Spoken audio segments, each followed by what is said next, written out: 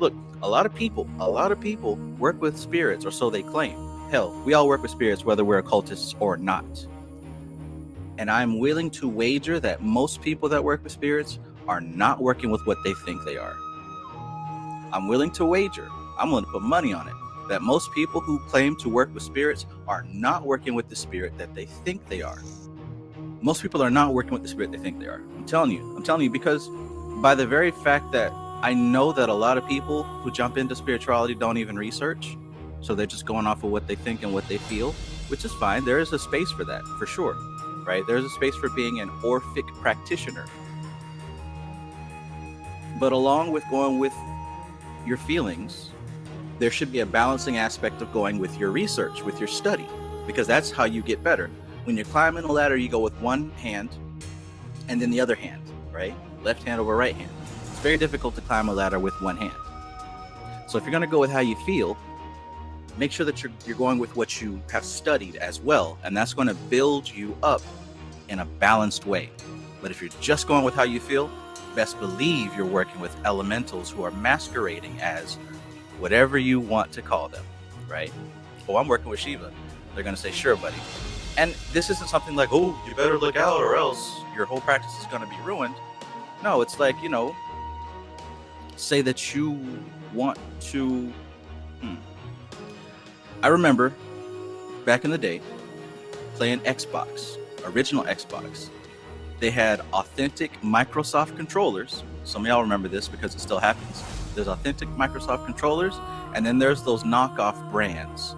I think there was like Turtle Beach and like Tiger something or some other off-brand controller. And you quickly realize that even though the Microsoft one was always a bill, right? It was always like $60, $80 for a new controller. You could find those knockoffs for like $20. So you go buy those knockoff controllers thinking that you're going to be just fine. And you realize after about a week, you see why that controller was only $20. The joystick starts floating off to the left. The B button stops working, right? One of the bumpers fall out. The microphone plug-in, it's all scratchy and you got to jiggle the cord just to get it, right? So when you pay that money for the Microsoft controller, you're going to get the quality that you actually need to do the job, right? But if you spend that $20 on that little knockoff brand and it breaks, then you have to go get another one, right? By the time it's all said and done, you've spent the same amount you were going to spend, but you've gone through so much hassle. Now, in the case of elementals, what fuels an elemental, what provides its sustenance, are specific pattern-based states. Pattern-induced states. What do I mean by that? I mean that there's certain things that you do that take you into a state, specifically, right? Specifically. There's certain things that you do that take you into a state. We can call it a ritual. And it doesn't have to be a magical spiritual ritual. It could be a simple ritual.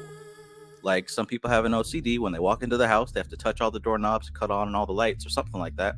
After they do that, they feel safe. They feel like, okay, I'm officially home, right?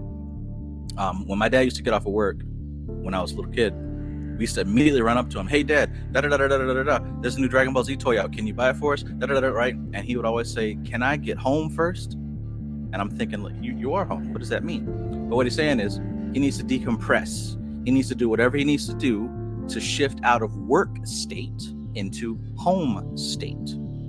So every state is induced specifically by some type of pattern, some type of behavior. There are things that we do that induce specific states.